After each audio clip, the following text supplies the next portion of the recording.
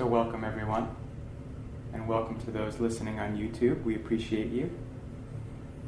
Today's topic is the path of the open-hearted, emotionally available warrior. And today we're going to talk about the path of keeping your heart open to your life. The path of being emotionally available to your life, of feeling all of your feelings, having the courage to feel all of your feelings. And that path opens you to more expansion and transformation and evolution than you can possibly imagine. It opens you to receive, it opens you to heal. It opens you to self-actualize. Last week, in honor of Thanksgiving, we spoke about gratitude, appreciation, and allowing the flow of abundance and grace. And I hope all of you spent some time this past week being in deep gratitude for all of the blessings in your life. We spoke about the art of allowing, which is about opening to receive. It comes from the notion that as we change and raise our vibration through what Abraham Hicks calls thinking better feeling thoughts, we open ourselves to receive more abundance and more grace and more joy and more love and more supply, more creativity into our lives. And the first and easiest and most powerful way of raising our vibration is through the practice of appreciation. When we appreciate, we connect to the infinite treasure house. We connect to the universe of infinite supply. We move into the consciousness of havingness. We become him or her that hath. And from that place, we start to manifest everything that we hope for. And we spoke a bit about manifesting through feeling the feeling of the wish fulfilled, which is Wayne Dyer's teaching. We talked about the already having received feeling, and that when we can be in that place of appreciating and having gratitude for something that we want, as if we have already received it, we move into the vibration of nothing is missing, and the whole world becomes ours, as the Tao Te Ching says. And we also spoke about the obstacles to being open. We spoke about the vulnerability of receiving, about when we receive, especially when we receive something in our lives, some grace, some abundance, some gift that moves us past what we think we deserve, feelings of unworthiness and other feelings of not being good enough are triggered. And these feelings are very uncomfortable. And so we have a tendency to close to those feelings. We have a tendency to fear amazing things happening in our lives, and also to fear the loss of those amazing things. And we also spoke about closing the door in our lives because of past traumas, because of past losses in our lives, because of past pain that was so overwhelming to feel that we buried it, we repressed it. And like the Buddhist story that my teacher August Gold told me, of the old man whose son is stolen by marauders, We learn to carry our pain around with us in a pouch around our neck.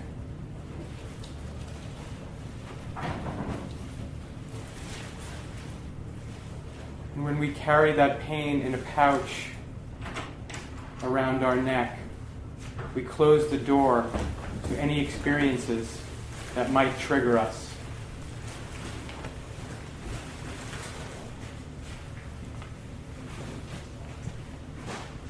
To any experiences that might bring up the old pain and loss. And so we spoke about how when the son returned after 2 years, the father was not open. The father wouldn't open the door to let him in. He wouldn't and couldn't believe that the son had returned. He closed off to the miracle and the grace of the returning of his son.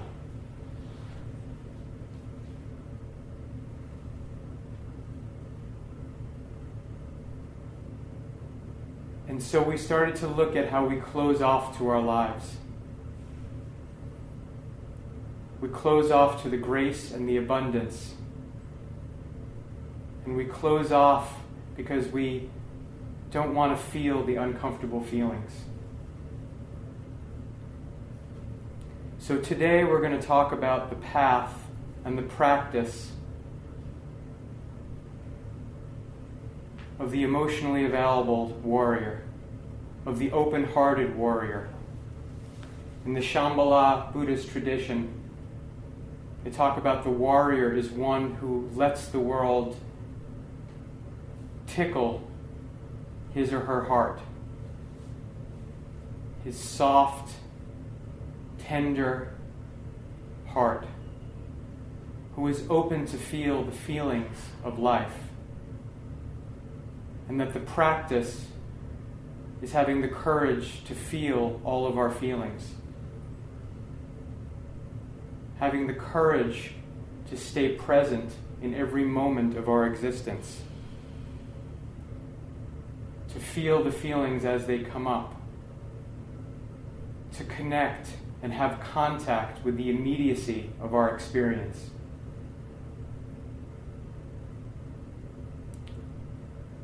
And so today we're going to talk about all of the ways that we close off, all of the ways that we hide, that we distract ourselves from feeling the feelings. And all of these ways I'm going to call addiction. And addiction is not just about things that are potentially going to ruin your life, like alcohol or drugs or gambling.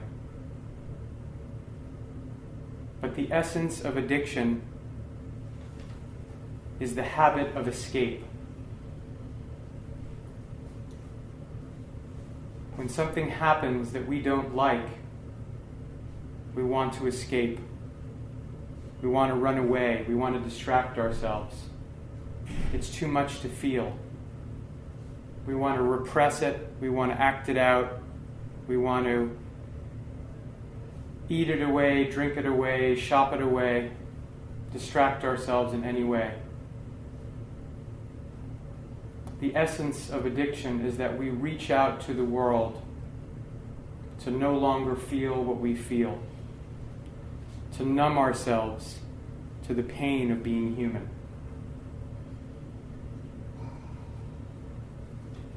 To distract ourselves from feeling.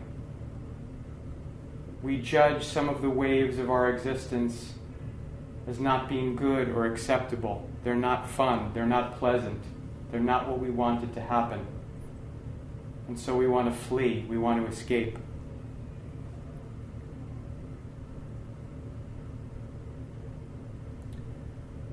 We become compulsively attached to some way that we choose to escape.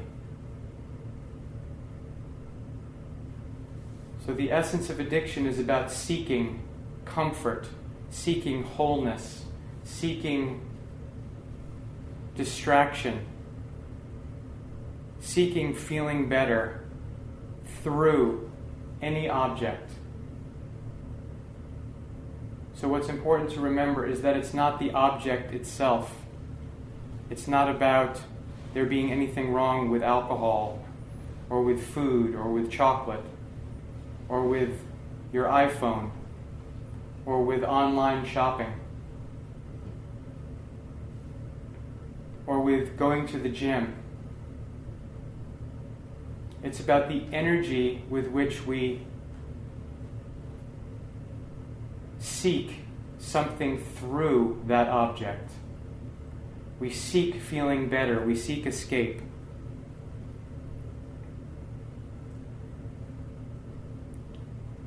And we know that when we seek escape and we become compulsively attached to something, then we're not feeling our feelings. Then we're not opening to receive. Then we're not on the healing journey. Because as we've talked so much about, the healing journey is about opening to feel fully our feelings and release the habit patterns and the energy patterns and the unfinished energy of the emotions in our lives that we call samskaras, the Buddhists call samskaras. And when we are open to feel and release those energy patterns, to finally feel and release them, our life changes. Panache Desai talks about when we are open to fully experience the energy that holds any reality in our lives in place, that reality will fade away. We're no longer attracting it into our lives. So whether it's the lack of money or the lack of partnership or the lack of fulfillment, that circumstance is being held in place in your life by the not feeling, the feelings and the energy underneath it.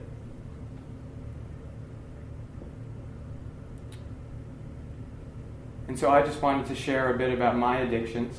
Addiction has been a big part of my life. I've been sober from alcohol for 16 years.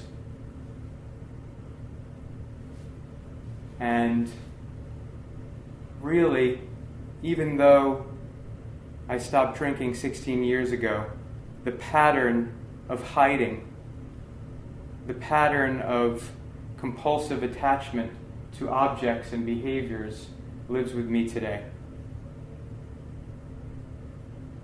So I am and have been addicted to food, to stress eating as we call it in the restaurant business. And there's a lot going on, and you're surrounded by food, and the best way to handle all the stress is to just eat some of the food that's staring you in the face. Particularly, I love chocolate and sugar also. I have a sugar addiction. But there's so much more than that. There's the addiction to exercise.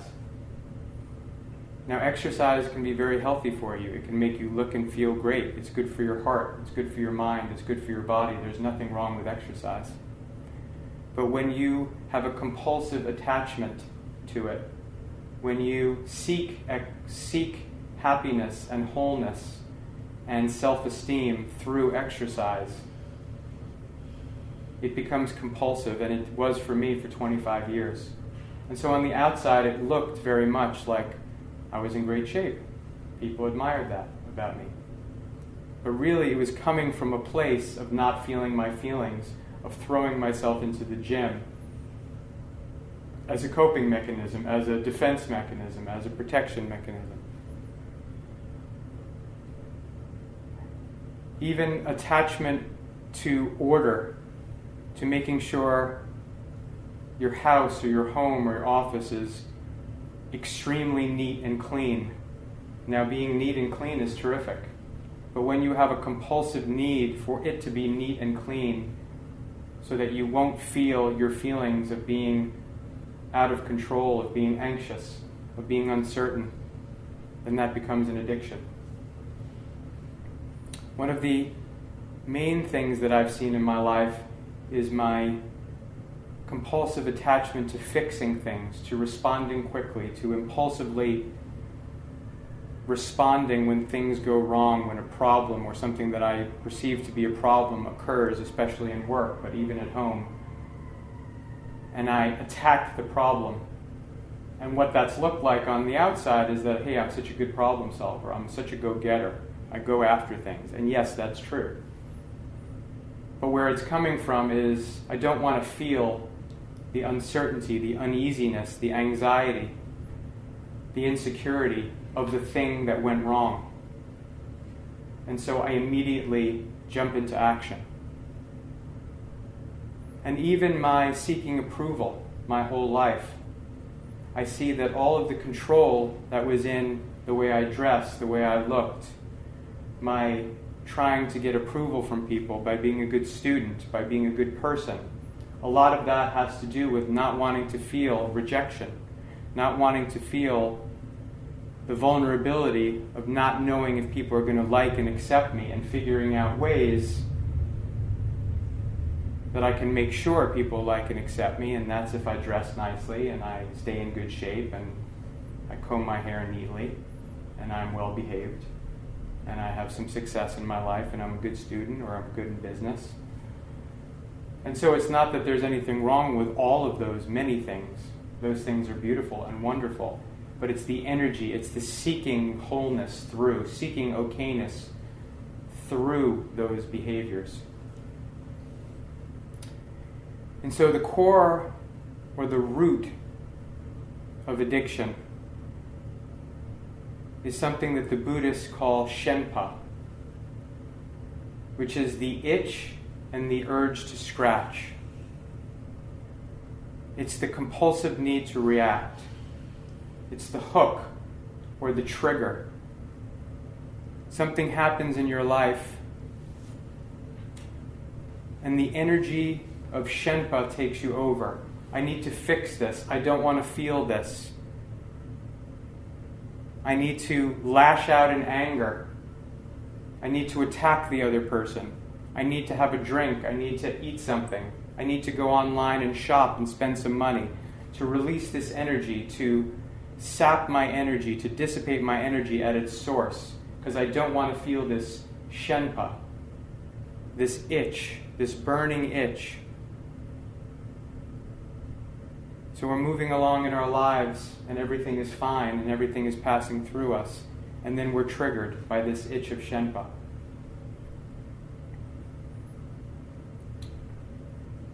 And so what the Buddhists talk about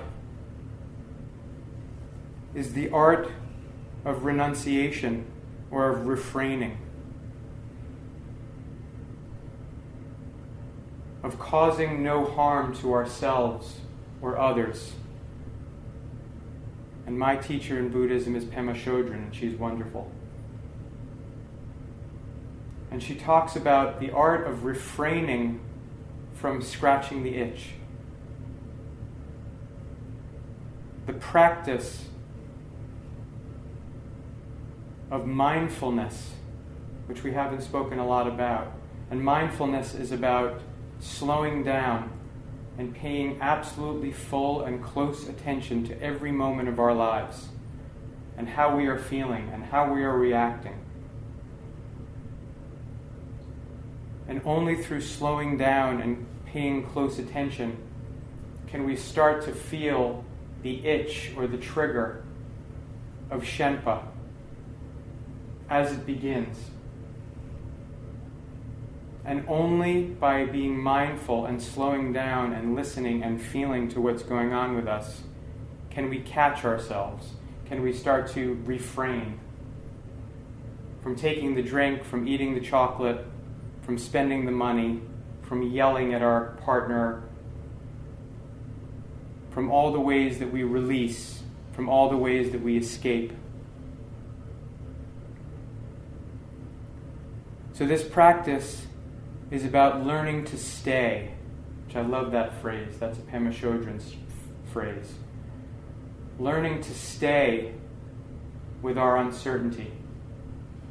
Learning to stay with our anxiety, with our uneasiness, with our insecurity, with our fear,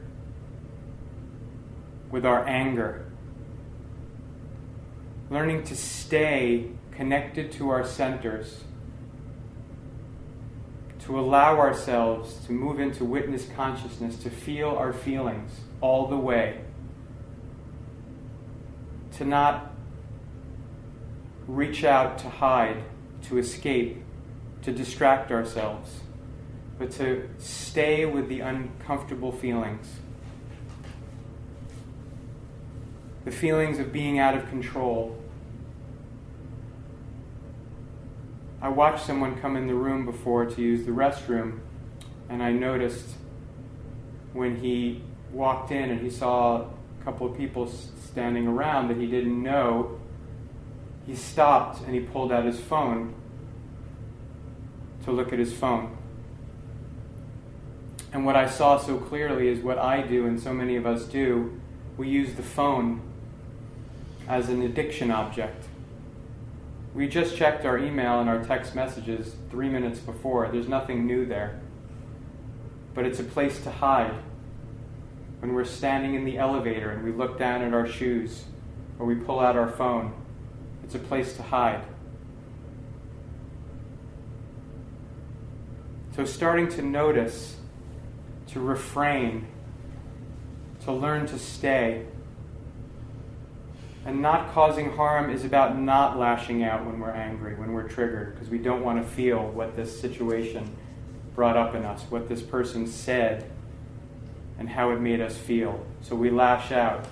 So we don't do harm to others, and we don't do harm to ourselves, because we don't compulsively overeat, or drink, or spend money and create debt, or wear our knees out from compulsive exercise.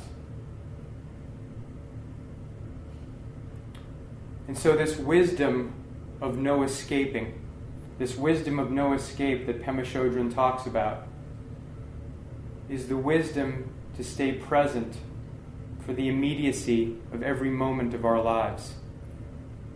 The wisdom to allow life to heal us,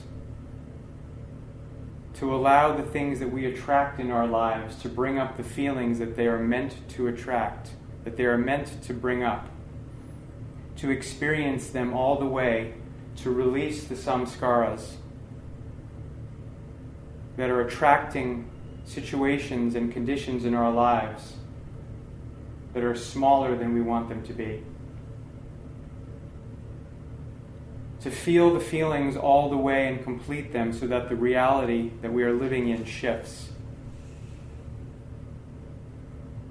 And so what's required of the spiritual warrior, or the open-hearted, vulnerable warrior, the emotionally available warrior, is to stay, to learn to stay with every feeling. To let the world tickle their tender heart. To allow the energy of life to pass through all the way, to have the courage to feel everything. So many of us think of warriors as those who go into battle and hurt people and carry swords and guns and bombs. But the work of the warrior is staying fully present amidst the storm of life, of not numbing out, of staying open to heal and open to receive, of moving through life with an open heart, an available heart, and trusting that the universe will bring whatever experience is most beneficial for our evolution, for our healing, for our expansion, that our realities will shift as we say yes to our feelings. And so I'd like to suggest a practice for all of us this week. As we are moving through our lives, as our lives create the energy of Shenpa in us, as they trigger us, as we get the itch that we want to scratch, just as we're about to reach into the refrigerator into the bottle, reach to the phone to call someone who we know is not a good and appropriate partner for us, but just to ease the loneliness that we're feeling. To look at our phone in an uncomfortable situation, just as we're about to do that, to take 3 breaths. To get really present and to ask ourselves, what am I trying not to feel? What am I trying not to feel as I open the refrigerator door, as I run to the gym, as I'm about to lash out and yell at my friend or my partner or my child? What is it that I'm trying to escape from? And to try to catch ourselves and refrain, and to not do harm to ourselves or others, but to stay with the energy of the Shenpa, the energy of the hook, of the I don't want to feel this. And to center ourselves and to go deep within and to take more breaths and to allow ourselves to feel the fear, the uncertainty, the anxiety, the anger, the terror, the out-of-control feelings. And as we feel these feelings, we open up the door of our lives. Our reality shifts because we're feeling the feelings that are holding our reality into place. And we open our door and we allow, like the old man, the young boy to come back into our lives. We allow the miracles into our lives. All from this path of having the courage to feel everything. This path of the open-hearted, emotionally available warrior. Thank you.